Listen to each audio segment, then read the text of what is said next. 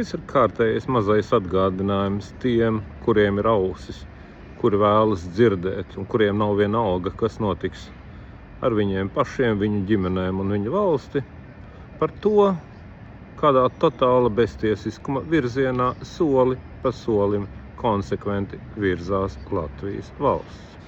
Varbūt vēl atceraties, jūnija beigās tagadējais ģenerālprokurors Armīns Meisters nāca klajā ar nepārprotamu skaidru paziņojumu, kura būtība bija: visi tie, kas paudīs nepareizus viedokļus, ir jāuzskata par dezinformatoriem, viņiem ir jāizbāž mutes un viņi paši ir jāsabāž pa kamerām.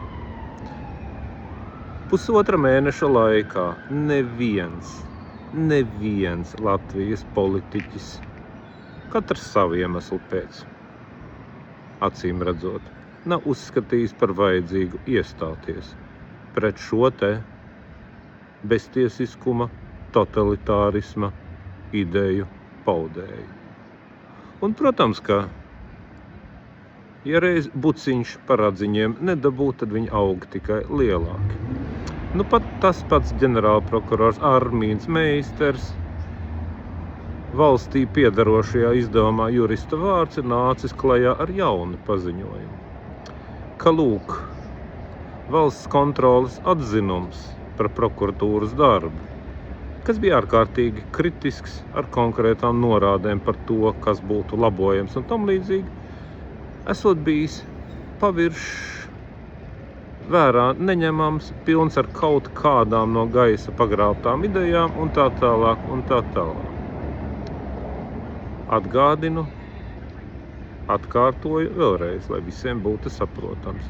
Latvijas Republikas ģenerālprokurors tiešā tekstā paziņo, ka valsts kontroles atzinums par prokuratūras darbu neesot vērā ņemams, tas esot latviski sakot pilnīgs sūds.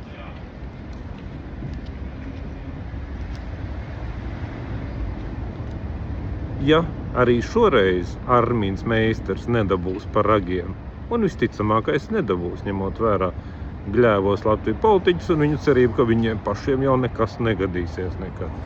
Ja arī šoreiz Armīns Meisters par nagiem un ragiem nedabūs, tad pilnīgi noteikti varat gaidīt kārtējo turpinājumu.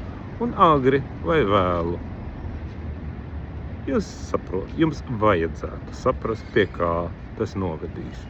Ja šodien Latvijas Republikas ģenerālprokurors, kuram vajadzētu rūpēties par tiesiskumu, likumību un tā tālāk, tiešā tekstā pasaka, ka valsts kontroles atzinums ir vērā neņemama draņķība, tad rīt viņš to pašu pateiks par tiesu lēmumiem, nolēmumiem, pēc tam par ministru kabineta noteikumiem, pēc tam par likumiem.